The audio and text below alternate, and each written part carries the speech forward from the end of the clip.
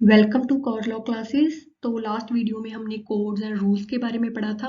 आज हम पढ़ने वाले हैं जजमेंट ऑर्डर और डिक्री के बारे में। तो सबसे पहले आप मेरे चैनल को सब्सक्राइब कर लीजिए। तो बिना टाइम वेस्ट किए आगे बढ़ते हैं। तो सबसे पहले देखते हैं डिक्री। सेक्शन 2 क्लॉज 2 में दी गई है, लेकिन उससे पहले मैं बता देती हूँ कि ये डिक्री वर्ड है, ये क्रिएशन है सीपीसी की। ठीक है, अगर सिविल सूट दायर किया जाता है तभी डिक्री आती है। ठीक है, कोर्ट पास करता है। क्रिमिनल लॉ में कोई भी क्रिमिनल केस होता है, वहां पे डिक्री वगैरह कोई पास नहीं होती, ये सिर्फ और सिर्फ सिविल सूट्स में होती है। ठीक है, तो सूट दायर करना पड़ता है। तो पढ़ते हैं अब। तो ये एक फॉर्मल एक्सप्रेशन है कि रिटन डॉक्यूमेंट होता है। ठीक है, जहाँ पे जज क्या करता है, डिसाइड करता है और पार्टीज के राइट्स को कंक्लूसिवली डिटरमिन करता है। और ये क्या प्रिलिमिनरी भी हो सकती है, फाइनल भी हो सकती है। इसके अलावा डीम डिक्री भी होती है। ठीक है, ये बाद में इसको अमेंडमेंट से ऐड किया गया है। डीम डिक्री मीन्स जिस जहाँ पे ये एसेंशियल्स नहीं फुलफिल हो रहे, लेकिन फिर भी हम क्या कर रहे हैं, जबरदस्ती उसको डिक्री की डेफिनेशन में लेके आ रहे हैं। ठीक है, क्योंकि डिक्री में हमने देखा ना, जहाँ पे फाइनली डिटरमिन किए जाते हैं कंक्लूसिवली पार्टीज के राइट्स।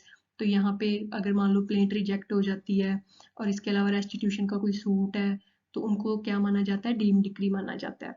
तो इसके अलावा कौन कौन सी चीज़ें डीम डिक्री नहीं है, अगर मान लो कोई ऑर्डर के अगेंस्ट अपील डाली गई है और डिसमिसल फॉर डिफॉल्ट ऑर्डर है, तो ये डीम डिक्री नहीं है। ठीक है, तो इसके अलावा पार्टली प्रिलिमिनरी और पार्टली फाइनल डिक्री भी होती है। ठीक है, ये और डिटेल में देखते हैं हम आगे जाके। तो सबसे पहले एसेंशियल एलिमेंट्स देख लीजिए, कोई डिक्री के लिए कौन कौन सी चीज़ें ज़रूरी हैं। ये रिटन फॉर्म में होनी चाहिए, फॉर्मल एक्सप्रेशन है, और एडजुडिकेशन जुडिशली डिटरमिन किया हो डिस्प्यूट को। ठीक है, इस केस में कहा गया है कि जो भी मान लो जज ने डिसाइड किया जिस मैटर को, जिस सूट को, सिर्फ उसी केस में डिक्री पास की जाती है। ठीक है, एग्जाम्पल ले सकते हो, अगर मान लो कोई ट्रिब्यूनल ने कोई अवार्ड पास किया है तो उसको हम डिक्री नहीं मानते। ठीक है, सिर्फ जहाँ पे जज ने डिसाइड किया है मैटर को। तो सिविल सूट डालना पड़ता है। ठीक है, सिविल सूट कैसे डाला जाता है, प्लेंट इंस्टीट्यूट की जाती है, सिविल प्रोसीडिंग्स होती हैं। ठीक है, पार्टीज के राइट को कंक्लूसिवली डिटरमिन किया जाता है। ठीक है, तो चलिए आगे। तो काइंड्स देख लेते हैं डिक्री की। Preliminary decree, final decree, partly preliminary and part final. तो इसके अलावा हमने डीम डिक्री का भी देखा है। ठीक है, जहाँ पे वो एसेंशियल्स नहीं फुलफिल हो रहे, लेकिन हम फिर भी उसको डिक्री की डेफिनेशन में ले आते हैं। इसके अलावा एक्स पार्टी डिक्री आपने सुना हुआ है, ये तो सबको ही पता है, बड़ा इजी सा है कि अगर मान लो कोर्ट के बार बार बुलाने पे डिफेंडेंट नहीं आता, तो कोर्ट क्या करती है, खुंदक में प्लेंटिफ के फेवर में ऑर्डर दे देती है। वो एक्स पार्टी डिक्री होता है। और प्रिलिमिनरी, फाइनल, पार्टली, इसको डिटेल में देखते हैं। ठीक है, तो प्रिलिमिनरी डिक्री क्या है। प्रिलिमिनरी डिक्री में होता है सिर्फ पार्टीज के जो राइट्स हैं उनको बता दिया है, लेकिन कंप्लीटली मैटर को डिस्पोज ऑफ नहीं किया है। ठीक है, जहाँ पे कुछ पड़ा है अभी पार्ट कंप्लीट होने वाला, तो उस चीज को प्रिलिमिनरी डिक्री कहा जाता है। ठीक है, अभी means next order, final order आना बाकी है। तो जैसे एग्जांपल ले सकते हो आप इसकी, कि अगर मान लो ए और बी ने पार्टीशन का सूट डाला है, लेकिन इसमें अभी तक यही नहीं पता चल रहा कि इसका कितना हिस्सा है, इसका कितना हिस्सा है। ठीक है, तो कोर्ट ने सबसे पहले क्या देखना है कि इन दोनों का पार्ट कितना है। ठीक है, कॉन्ट्रीब्यूशन कितना है, प्रॉपर्टी में कितना हिस्सा है दोनों में। मान लो ए कह रहा है कि मेरा 70% है, बी कह रहा है नहीं मेरा 50% है, हम दोनों का 50-50 था। लेकिन कोर्ट ने क्या किया है, कोर्ट ने क्या कर दिया है, डिसाइड किया है, अब इंक्वायरी की है, कितना इनका बनता है, 50-50 बनता है। तो ये क्या है, ये प्रिलिमिनरी डिक्री है। तो इसी के बेसिस पे कोर्ट आगे पार्टीशन कर देगा। ठीक है, वो फाइनल डिक्री होने वाली है। तो जहाँ पे पार्टीज के राइट्स को बता दिया लेकिन कंप्लीटली डिस्पोज ऑफ नहीं किया है। इसकी एग्जांपल ले सकते हो, अगर मान लो पोजेशन और मीन प्रॉफिट्स के लिए सूट डाला है, एडमिनिस्ट्रेशन सूट, प्रीएम्पशन सूट डाला है, तो ये सारे क्या एग्जांपल्स हैं, प्रिलिमिनरी डिक्री की एग्जांपल्स हैं। तो और फाइनल डिक्री देखते हैं। फाइनल डिक्री वही जहाँ पे हम क्या करते हैं, प्रीलिमिनरी डिक्री में चलो राइट्स हमने डिटरमिन कर दिए, पार्टीज के डिसाइड कर दिए, ठीक है। लेकिन जब हम उसको कंप्लीटली डिस्पोज ऑफ कर देते हैं, ठीक है, सारे मैटर को, ठीक है, सेटल ऑल द इश्यूज, तब क्या कहा जाता है, मीन्स कुछ भी नहीं बचा अब और डिसाइड करने के लिए, यही फाइनल है। ठीक है, उसे क्या कहते हैं, फाइनल डिक्री। तो कौन कौन सी चीज़ों को देखना पड़ता है फाइनल डिग्री देने से पहले। तो जब भी सिविल कोर्ट ने एक फाइनली कर दिया है, एडजुडिकेट कर दिया है मैटर को, तो फाइनल डिग्री पास करनी होती है। लेकिन इसके अगेंस्ट अगर मान लो कोई अपील में चला जाता है, तो वो फिर फाइनल नहीं है, फिर अपील में हाईएस्ट कोर्ट डिसाइड करती है कि क्या ऑर्डर देना है, फिर वो जो ऑर्डर देंगे वो फाइनल डिग्री होगा। ठीक है, तो अदरवाइज सिविल कोर्ट ने जो पास कर दिया वो फाइनल ही है, अनलेस कोई अपील नहीं डाली उसके अगेंस्ट।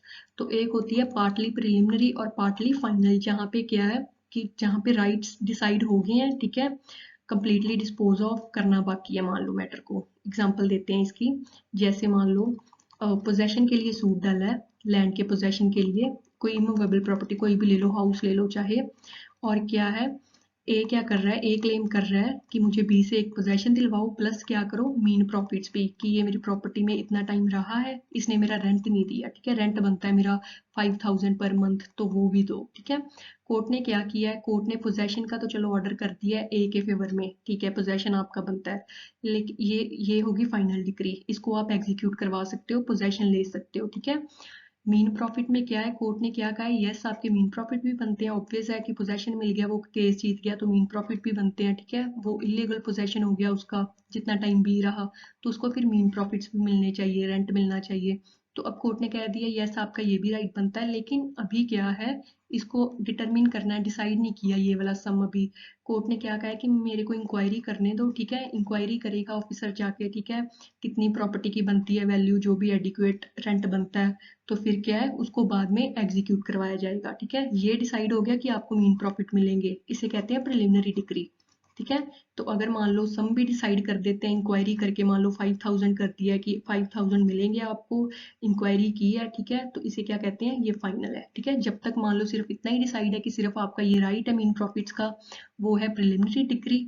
जहाँ पे मान लो ये भी डिसाइड कर दिया कि यस कंप्लीटली 5000 आपको देने पड़ेंगे अभी बी को ए को, तो वहां पे क्या है वो फाइनल है, जब वो फाइनल हो जाएगी तो उसको हम जाके एग्जीक्यूट करवा लेंगे।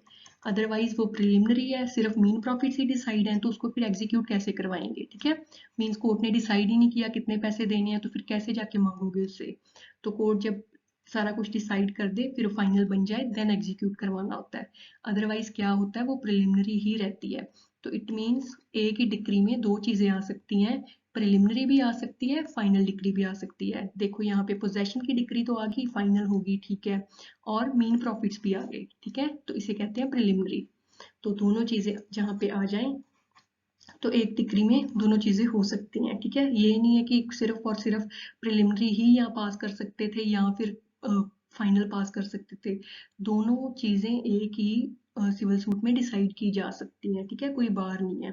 तो जो फाइनल डिक्री है उसको आप एग्जीक्यूट करवा लोगे, जो प्रिलिमिनरी डिक्री है उसको आप तब तक एग्जीक्यूट नहीं करवा सकते जब तक वो फाइनल नहीं हो जाती, ठीक है। तो ये इसकी एग्जाम्पल है, आप देख सकते हो यहाँ से।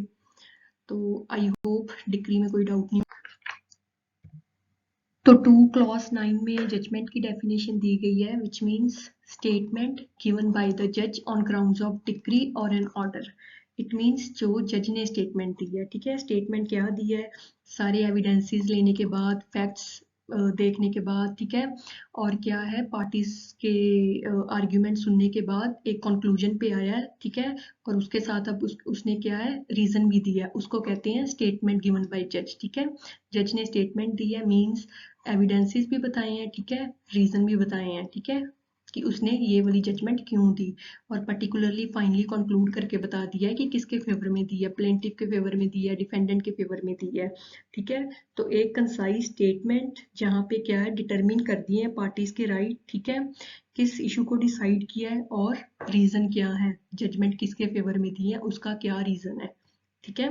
तो लीगल रीजनिंग, तो असेंशियल्स इसमें कौन कौन सी चीजें होती हैं जजमेंट में, it should possess essentials of case reasoning and basic contention on which it is delivered और the grounds of the decision, किन बेसिस पे वो प्लेंटिफ के फेवर में जा रहा है, मीन्स बताओ सॉलिड कोई होना चाहिए रीजन, ठीक है। Concise statement of the case, concise statement, brief statement होनी चाहिए, जैसे हम अयोध्या वर्डिक्ट देखते हैं वहां पे इतने सारे पेजेस थे 1045, मुझे तो बोलने में बड़ा वो हो रहा है, टफ लग रहा है, ठीक है, तो इतने पेजेस थे, तो जजमेंट क्या हो सकती है, कंसाइज स्टेटमेंट होनी चाहिए, ब्रीफ में होनी चाहिए, किन किन चीजों को डिटरमिन किया है, कोर्ट ने क्या डिसाइड किया है, और ये डिसाइड किया है तो क्यों किया है, ठीक है, जिसके भी फेवर में आया है तो क्यों आई है वो जजमेंट, उसे कहते हैं जजमेंट, ठीक है। और कोर्ट ने क्या करना होता है, जजमेंट हमेशा और हमेशा ओपन कोर्ट में प्रोनाउंस करनी होती है, ठीक है। जैसे हम देखते हैं सिविल स्टेज क्या होती है। सिविल स्टेज होती है सूट इंस्टीट्यूट हुआ, ठीक है, प्लेंट डाली मान लो आपने, प्लेंट के बाद कोर्ट ने क्या किया, प्लेंट पढ़ने के बाद उसे लगा कि भेजना चाहिए, बुलाना चाहिए डिफेंडेंट को, वो समन करके भेज देता है उसको, नोटिस देके बुला लेते हैं हम। फिर क्या होता है, वो आता है, वो अपना डिफेंस क्या है उसका रिटन स्टेटमेंट लेके आता है। रिटन स्टेटमेंट होने के बाद क्या होता है कि हम कहते हैं चलो अपना अपना एविडेंस दो, अपना अपना पॉइंट प्रूव करो, ठीक है। पहले क्या होता है, प्लेंटिफ की बारी होती है, वो अपने एविडेंस देता है। फिर क्या होता है, डिफेंडेंट की बारी होती है, वो अपने एविडेंसेस देता है। एक दूसरे को क्रॉस करने के बाद वो क्या करते हैं, वो आर्ग्यूमेंट करते हैं थ्रू देयर काउंसिल, ठीक है। आर्ग्यूमेंट के बाद अब कोर्ट ने फाइनल जजमेंट देनी होती है, ठीक है। तो ये जो आर्ग्यूमेंट होती है, इसको सुनने के बाद, दोनों को सुनने के बाद टाइम पीरियड फिक्स किया गया है कि 30 डेज में मैक्सिमम आपने जजमेंट दे देनी है। वैसे तो सेम डे ही दे देनी है आपने जब आप आर्ग्यूमेंट सुनते हो, लेकिन अगर मान लो आपने कोई डे फिक्स करना है तो मैक्सिमम 30 डेज मिनिमम, ठीक है। Maximum with in 30 days, with in लिखा है, ठीक है, विद इन 30 डेज आपको देनी ही पड़ती है जजमेंट। तो इसके अलावा सुप्रीम कोर्ट ने एक्सटेंड किया टाइम की, आप चलो 60 डेज तक एक्सटेंड कर सकते हो रीजन देके, ठीक है, कि क्यों कर रहे हो आप। अदरवाइज 30 डेज के बीच बीच आपको डिसाइड करके जजमेंट देनी होती है, ठीक है। तो फाइनल आर्ग्यूमेंट सुनने के बाद उसी दिन दे दो चाहे जजमेंट, या फिर कोई डे फिक्स कर दो, ठीक है, और नोटिस दे दो पार्टीज को कि इस दिन जजमेंट है, आपने आना है। और जजमेंट जब पास होगी, दोनों पार्टीज को क्या करना है, कॉपी प्रोवाइड करनी है जजमेंट की after the pronouncement of judgment, ताकि वो अगर मान लो अपील में जाना चाहते हैं तो अपील में चले जाएं, ठीक है। टाइम पीरियड बता देना कितने टाइम के बीच बीच आप अपील में जा सकते हो, मेंशन कर देना जजमेंट में। तो ऑर्डर देखते हैं, तो ऑर्डर जो मेनली होते हैं ये कंसर्निंग होते हैं प्रोसीजरल पार्ट से, ठीक है। तो वैसे भी जो हम देखते हैं कि सब्सटेंटिव पार्ट है सीपीसी का, वो सेक्शनल सेक्शन का है, ठीक है, और प्रोसीजर ऑर्डर वाला पार्ट बताता है। सेम वही चीज़ है कि ऑर्डर होते हैं जो ये फाइनली डिस्पोज ऑफ नहीं करते मैटर को, आपके सब्सटेंटिव राइट्स नहीं डिटरमिन कर दे। जैसे डिक्री करती है, जजमेंट में बताया जाता है, ब्रीफ स्टेटमेंट दी जाती है कि किन बेसिस पे प्लेंटिफ के फेवर में है, डिफेंडेंट के फेवर में है। यहाँ पे ऐसा कुछ नहीं होता, यहाँ पे सिर्फ और सिर्फ प्रोसीजर के साथ जो कंसर्निंग राइट्स होते हैं उनको डिटरमिन किया जाता है, ठीक है। मींस एक ही सूट में बहुत सारे ऑर्डर्स हो सकते हैं, जैसे डिक्री मान लो एक ही हो सकती है, और फाइनल होती है, जजमेंट भी फाइनल कंक्लूजन होती है। ऑर्डर कोई कंक्लूजन नहीं होता, ये फाइनली डिस्पोज ऑफ नहीं करता, ये सिर्फ और सिर्फ आपके प्रोसीजरल राइट्स को डिसाइड करता है, ठीक है। तो क्लॉज 14 में दी गई है इसकी डेफिनेशन, ये भी फॉर्मल एक्सप्रेशन है of any decision of a civil court which is not a decree. तो जो डिक्री नहीं है वो ऑर्डर है, ठीक है। मीन्स जो चीज़ फाइनली डिस्पोज ऑफ नहीं हुई उससे पहले पहले जो भी ऑर्डर्स आते हैं, जो भी डिसीजन आते हैं, उसे ऑर्डर्स कहा जाता है, ठीक है। तो इसके लिए एसेंशियल्स कौन कौन से हैं ऑर्डर के, it should be formal expression, written में होना चाहिए यह भी, और डिक्री ना हो वो, ठीक है। और क्या किया जाए, decision to be pronounced by civil court, और सिविल कोर्ट ने क्या किया हो उसको डिसाइड किया हो, ठीक है। मींस यहाँ पे भी सिविल कोर्ट की बात करते हैं हम, जैसे डिक्री में करते हैं कि सिविल सूट फाइल करो, सिविल कोर्ट ही डिसाइड करेगी डिक्री। यहाँ पे भी सिविल कोर्ट की बात की है, इट मीन्स यहाँ पे भी सिविल सूट की ही बात की है, सिविल सूट में ही ऑर्डर पास किया जाएगा, ठीक है। तो इसके अलावा कुछ अपीलेबल ऑर्डर्स होते हैं, ठीक है, और नॉन अपीलेबल, वैसे सारे नॉन अपीलेबल ही होते हैं, कई होते हैं जहाँ पे अपील डाली जा सकती है, वैसे नॉन अपीलेबल ही होते हैं, ठीक है। अगर मान लो कोई प्रोसीजरल राइट डिसाइड किया जाता है जहाँ पे, वहाँ पे रिवीजन डाल सकते हैं हम, लेकिन अपील नहीं डाल सकते होते, तो वो यही है, ठीक है। तो और final order, an order that disposes of all the claims and adjudicate the rights and liabilities of the parties in the suit। तो जो फाइनल ऑर्डर होते हैं जो कम्प्लीटली बता देते हैं कि ये राइट है, ये आपकी लाइबिलिटी है, ठीक है, पार्टी की, उसने ये काम करना है। जैसे मान लो हम कहते हैं कि कोई मेंटेनेंस का सूट है, ठीक है, तो वहाँ पे कोर्ट ऑर्डर कर देती है एक बार, वहाँ पे फिक्स कर दी मेंटेनेंस 6000 पर मंथ आपने देनी है, तो वो फाइनल ऑर्डर है, ठीक है।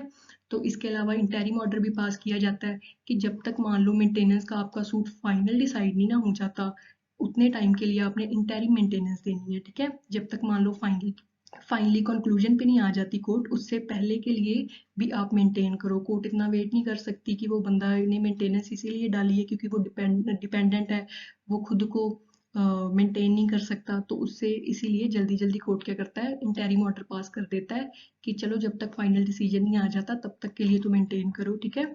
तो यहाँ पे interlocutory orders only settles an intervening matter relating to the cause. Such orders are made to secure some end and purpose necessary which are essentials for the progress of case. जहाँ पे हमें ज़रूरी है आगे प्रोसीड करने के लिए वो ऑर्डर पास करना ज़रूरी था. तो a temporary order issued during the course of litigation is called interlocutory order. ठीक है, ये टेम्परेरी होते हैं. अगर मान लो फाइनल ऑर्डर आ जाता है, कोर्ट ने पक्की उसकी मेंटेनेंस डिसाइड कर दिया है कि अब इसको हमेशा लाइफ टाइम के लिए 6000 मिलती रहेगी, तो वो फाइनल ऑर्डर है. जब मान लो कोर्ट चेंज करता जा रहा है, जैसे मान लो फाइनली अभी डिस्पोज ऑफ नहीं हुआ था, तो हस्बैंड ने मान लो डिफेंस ले लिया, अब मेरी सैलरी कम है, तो कोर्ट उसकी चेंज करता जाएगा इंटरिम ऑर्डर पास करके जितने मर्जी, कि अब ये 2000 देगा, 1000 देगा, कितना देगा. ठीक है, टेम्परेरी ऑर्डर होता है. Also known as the interim order is the decision of the court, does not deal with the finality of the case but rather settles the subordinate issue relating to the main subject matter. ठीक है, finally decide नहीं करता, लेकिन उससे पहले पहले जितने मर्जी ऑर्डर आप पास करते जाओ जो केस की प्रोग्रेस के लिए ज़रूरी है. तो ये इसके डिफरेंसेस आप देख सकते हो. ठीक है, जजमेंट 2 क्लॉज 9 में दिया है, डिक्री 2 क्लॉज 2, ऑर्डर 2 क्लॉज 14 में. तो स्टेटमेंट गिवन बाय जज इज जजमेंट. ठीक है, और it is an adjudication conclusively determine the rights of parties के राइट्स को डिटरमिन किया जाता है. जहाँ पे ऑर्डर क्या, ये भी एक फॉर्मल एक्सप्रेशन है और सिविल कोर्ट में सिविल कोर्ट इसको पास करती है. ठीक है, तो इनका ऑर्डर से थोड़ा सा अलग है डिफरेंस. इसमें ज़्यादा कुछ था नहीं ऑर्डर में, तो मैंने जैसे कहते हैं डीम डिक्री की तरह जबरदस्ती इसको घुसा दिया यहाँ पे. तो judgment not necessary there should be a formal expression और ऑर्डर इन द जजमेंट. और इसमें क्या ज़रूरी है, फॉर्मल एक्सप्रेशन. ठीक है, ये मान लो बहुत सारे पेजेस हो सकते हैं, वॉल्यूमिनस हो सकते हैं. ठीक है, 1000 पेजेस हो सकते हैं, 100 पेजेस हो सकते हैं. इसकी वॉल्यूम लिमिटेड होती है, मान लो 1 पेजेस होते हैं, 2 पेजेस हो सकते हैं. ठीक है, थोड़े से पेजेस होते हैं. तो ये जो डिक्री होती है, प्लेंट अगर डालते हो तभी पास की जाती है. और ये जो ऑर्डर होते हैं, प्लेंट, ठीक है, और इसके अलावा पेटिशन, एप्लीकेशन, तब भी पास किए जा सकते हैं. ठीक है, जैसे हम एप्लीकेशंस देखते हैं हिंदू मैरिज एक्ट में, हिंदू सक्सेशन एक्ट में, उसमें भी ऑर्डर्स पास किए जा सकते हैं. और it contain grounds of decree follows the judgment. तो डिक्री अपीलेबल है और ये हर एक ऑर्डर अपीलेबल नहीं होता, कुछ ही ऑर्डर्स अपीलेबल हैं. तो ये इसके मेन डिफरेंसेस हैं. तो जजमेंट क्रिमिनल केस में भी फाइल की जाती है, सिविल केस में डिक्री सिर्फ और सिर्फ सिविल सूट में. और जो ऑर्डर होता है वो भी सिविल सूट में भी होता है, लेकिन हम कुछ देखते हैं कि क्रिमिनल में जो सब्सटेंटिव राइट दिए हैं, जैसे मेंटेनेंस अंडर सीआरपीसी, तो वहाँ पे ऑर्डर फाइल हो जाते हैं. वैसे ये भी सिविल में ही पास किए जाते हैं, लेकिन एक्सेप्शनल केसेस जैसे मेंटेनेंस वगैरह, वहाँ पे ऑर्डर भी पास हो जाते हैं. और not capable of execution, decree को एग्जीक्यूट करवा सकते हैं. तो यही चीज़ें हैं. आई होप कोशिश की है मैंने सिंपल लैंग्वेज में समझाने की. आई होप मैं समझा पाई हूँ, पता नहीं. चलिए, तो सब्सक्राइब कर लीजिए. Thank you.